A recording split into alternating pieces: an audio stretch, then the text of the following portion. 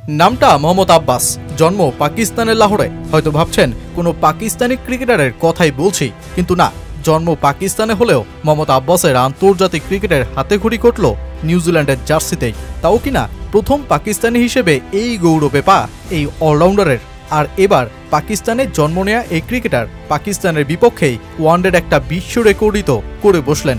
নিজ দেশকে হারিয়ে মোহাম্মদ আব্বাস এখন ওয়ানডের অভিষেক ম্যাচেই দ্রুততম 50-র বিরল রেকর্ডেই বসালেন হাত। বাবর আজম, মোহাম্মদ রিজওয়ানদের জয়ের স্বপ্নকে ভেঙে ব্যাটে বলে পাক শিবিরকে কাঁপিয়ে দেয়া আব্বাস এখন গোটা বিশ্বেরই নজরটা নিলেন কেড়ে। দুইটা জেনারেশন, দুইটা দেশ, বাবা ছেলের অনবদ্য গল্পেই যে জড়িত শুধুই ক্রিকেট। 5 ম্যাচের টি-20 সিরিজে হাতকড়া পরিয়ে পাকিস্তানকে সিরিজে হারানো নিউজিল্যান্ড ওয়ানডে সিরিজের প্রথম ম্যাচেও দেখালো দাপট। মার্ক চ্যাপম্যানের সেঞ্চুরির ইনিংস, ড্যারেল মিচেলের 76 আর 6 নং পজিশনটাতে ওরা নামালো নতুন এক মুখকেই। নামটা মোহাম্মদ আব্বাস, যিনি পাকিস্তানের বোলিং লাইনআপকে অভিষেক ম্যাচেই ধসিয়ে দিয়ে করলেন 24 বলে 50, যা কিনা ওয়ানডেতে অভিষেকে হাঁকানো কোনো ব্যাটারের দ্রুততম 50-র বিশ্ব রেকর্ড। শুধু এখানেই থামলেন না তিনি, 345 রানের লক্ষ্যে ব্যাট করা পাকিস্তানের অধিনায়ক মোহাম্মদ রিজওয়ানের উইকেটটাও তুলে নেন আব্বাস, ভাঙেন রিজওয়ান বাবরের 76 রানের জুটিটাও। এবার ফেরা যাক আব্বাসের জীবনের অসাধারণ গল্পের পাতাতেই। তার বাবা আজহার আব্বাস স্বপ্ন দেখেছিলেন পাকিস্তান জার্সিতে মাঠ মাতাবেন, তবে সেই স্বপ্ন পূরণ না হলেও তিনি খেলেছেন দেশটার প্রথম শ্রেণীর ক্রিকেটে। বাবা আজহার আব্বাসের ক্রিকেটের প্রতি অধিকতর টান থাকায় তিনি পাড়ি জমান শুধু নিউজিল্যান্ডে, খেলেন ওয়েলিংটন ও অকল্যান্ডের হয়েও, আর বর্তমানে ওয়েলিংটনের সহকারী কোচের দায়িত্বেও আছেন সাবেক এই পেসার। বাবা পারেননি পাকিস্তান এমনকি নিউজিল্যান্ড কোনো দেশেরই জাতীয় দলের পোশাক গায়ে জড়াতে, কিন্তু বাবা সেই স্বপ্নকেই যে পূরণ করলেন তার ছেলে মোহাম্মদ আব্বাস, তাও প্রতিপক্ষটা সেই নিজ জন্মভূমি পাকিস্তানি।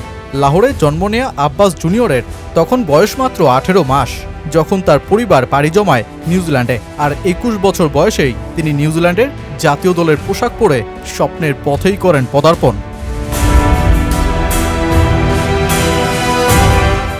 জুনিয়র আব্বাসের ক্রিকেটের প্রতি ধ্যানজ্ঞানটা কিন্তু সেই ছোটবেলা থেকেই। চোখ আর হাতের দারুণ সমন্বয়ই তাকে নিয়ে বড় স্বপ্ন দেখায় তার বাবা আজহার আব্বাসকে।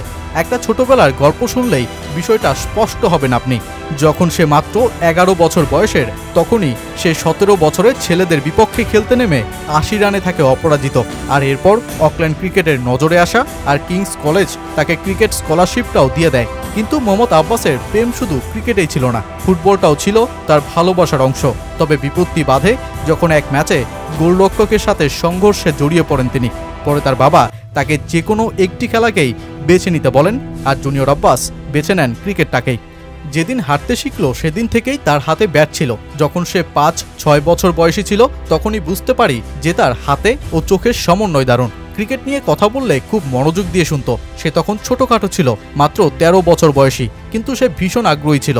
অকল্যান্ড গ্রামারের বিপক্ষে প্রথম 4 ওভারেই 4 উইকেট তুলে নেয় সে। বাবা আব্বাসের জন্য আবেগঘন মুহূর্ত ছিল যখন তার ছেলে ফোন দিয়ে জানায় তাকে Kiwi head coach Gary Stead Pakistan বিপক্ষে খেলার কথা জানায়। আজহার আব্বাস জানান সেই মুহূর্তে তার পরিবারে আবেগঘন পরিবেশেরই জন্ম হয়।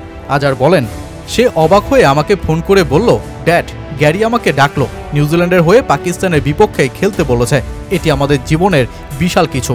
মোহাম্মদ এখানেই বড় হয়েছে এবং এটি আমাদের স্বপ্ন ছিল। এখন এটি বাস্তব। সে তার জন্মভূমির বিপক্ষে খেলছে, পাকিস্তানিরাও তার খেলা দেখবে এবং ভাববে সে তাদেরই একজন।